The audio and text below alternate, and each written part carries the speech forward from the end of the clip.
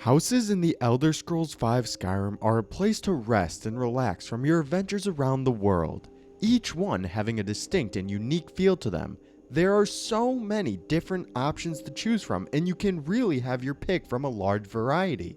And what is up, guys? Andrew from the Den Men here, and today we're going to have you guys rank the houses in Skyrim. A little while back, you all commented on your favorite houses in the game and ranked them from worst to best. It is finally time to reveal which houses you all think are the best and which ones are not as good as they could be. There are a lot of houses to rank, so get comfy, grab that bottle of honey brew mead, and let's get through the community's rankings of all the houses in Skyrim. At our number 7 spot, we have the quaint homestead of Breezehome in the city of Whiterun. This one is most likely going to be the first home that people acquire in-game, with the little amount of effort it takes to obtain. All it takes is the Dragonborn to become Thane of Whiterun, which is usually the first thing that people accomplish. The home itself is small in nature, but to me, that is all it needs to be. I think the actual size of Breezehome loses a lot of points with fans, but yet people enjoy the little shack feel to it.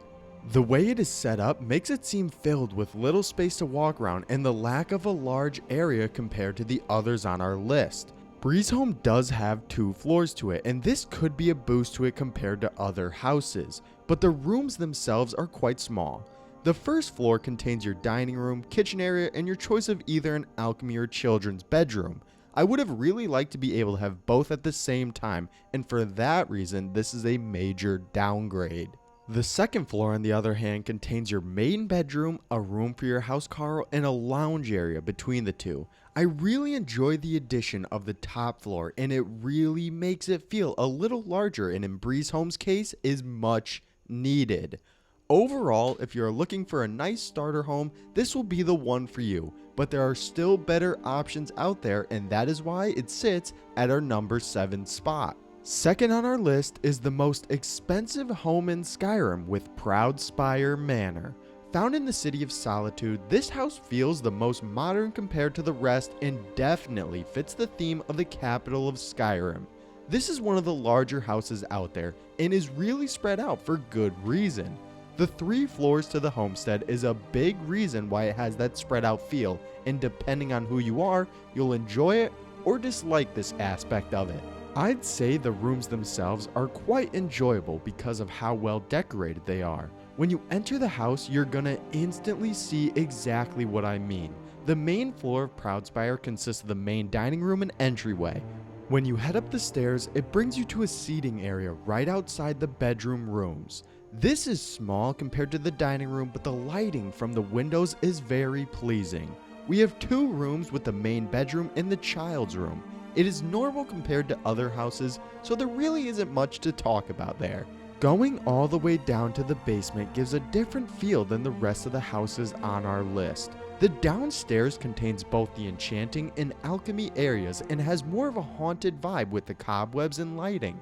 There is a balcony area just outside the house, and even though there is not much to it, the view of the area under Solitude is next to none. I do enjoy Proudspire because it is a nice home, but it doesn't really stack up well to the others, and that is why it lands at our number 6 spot. Next up, at our number 5 spot from all of you, we have the Dwemer-themed home of Vlindrel Hall. What makes this one so unique is the overall aesthetic of the place. The Dwemer theming is next level compared to the others, and that is what makes this house so enjoyable. There is only 1 floor to Vlindrel Hall, but this doesn't lessen the design of it at all, because when you first walk in the entryway, it really sets the tone for the home and is the best in the game. When you walk up the stairs, you are greeted with a large room with a dining table in the center and a fire burning to the right. The lighting in the home is perfect because you feel like you are underground and there's just the right amount of candles and fires.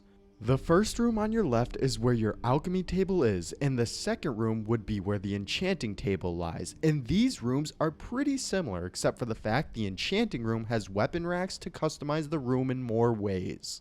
When you continue on past the large dining area, you are shown the main dining room with a fire burning in the middle, and above there are Dwemer pipes that continue the aesthetic of the hall. Step into the room on your right, and this is where your housecarl will sleep. The main bedroom is the room to the left of the dining hall and is small in design but makes up for it with a wonderful aesthetic. I think that Vlindrel Hall is one of the best designed homes and fits the theming of Markarth perfectly.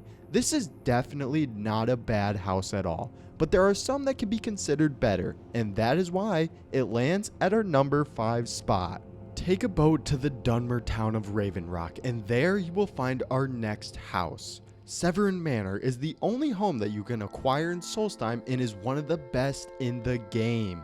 What I really enjoy about this one compared to others is how you actually acquire it. Severin Manor takes a whole questline in the town of Ravenrock and doesn't require purchase. It also doesn't need any upgrades either, with the home coming exactly how it is once you get it.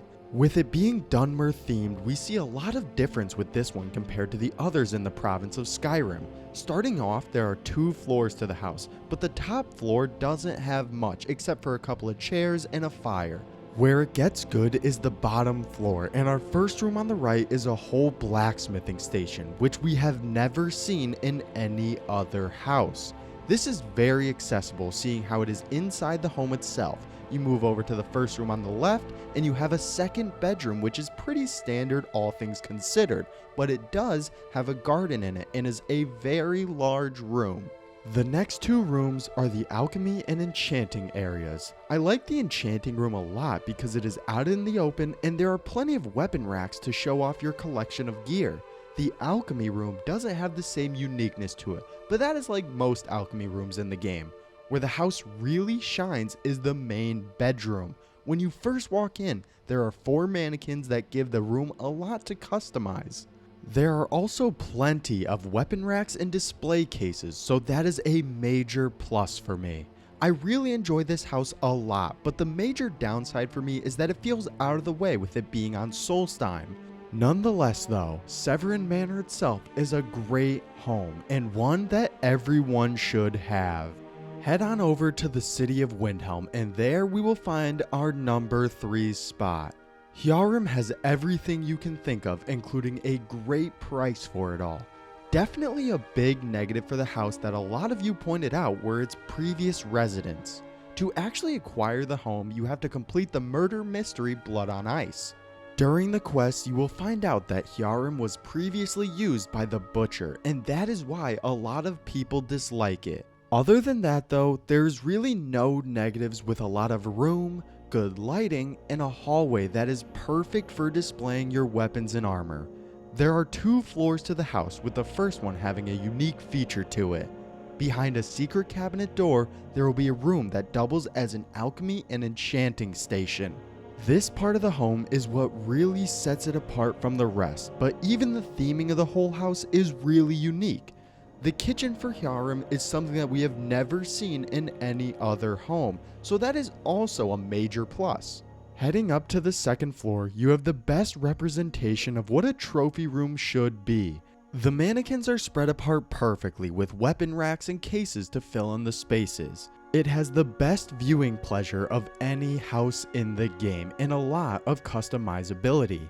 There are 2 other rooms in Hjerim. The one to the right is the second bedroom for your housecarl, which is standard for a second bedroom. The main bedroom, on the other hand, is large and decorated very well. Overall, I'd say this is a great house to have if you can get over the fact of what transpired here beforehand. There are a lot of great features for Hjerim, and that is why it lands at our number 3 spot. A new entry on our list from the last ranking of all the houses are the ones that come from the Hearthfire DLC. Since they all can be built the same way with slight differences in location and a unique build for each hold, I decided to put them all together in one spot. There are 3 of them found in the areas of Falkreath, Morthal, and Winterhold. What makes them so different is that they are buildable and can be customized in ways that the other houses lack. How they work is there are 3 specific additions for each wing alongside the Great Hall and entryway. In the West Wing, you will find the Enchanter's Tower, Greenhouse, and the bedrooms. The East Wing consists of the library, armory, and kitchen. Finally, the North Wing has the trophy room, storage area, and alchemy tower. Alongside the additions to the actual house, there are exterior designs like the garden, stable, animal pen, smelter, workbench, and grindstone. There's even more though, because you can hire a steward to look over the house and hire helpers. As you can see, there is a lot to the Hearthfire homes, and that is what people love about it. The amount of customization and features is what makes this house so good and is no doubt at our number 2 spot. Lastly, at our number 1 spot is definitely a change from the last rankings with the Lakeside Lodge of Honeyside. Found in the city of Riften, a lot of people actually enjoy this home because of its accessibility. This is something we do not see in the other houses, with access to both the city of Riften and the docks just outside its walls.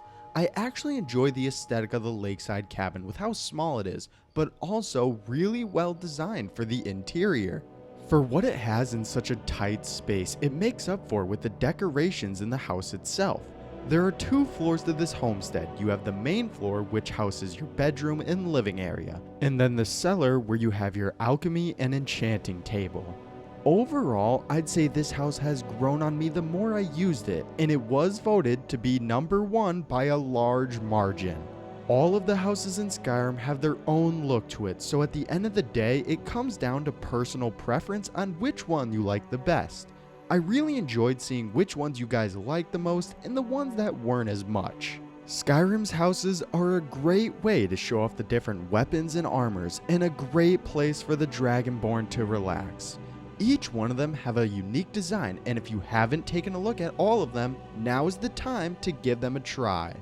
But that is all for me now though, guys. If you enjoyed the video, make sure to leave a like and subscribe. Comment any videos you want to see in the future, and I'll see you all next time.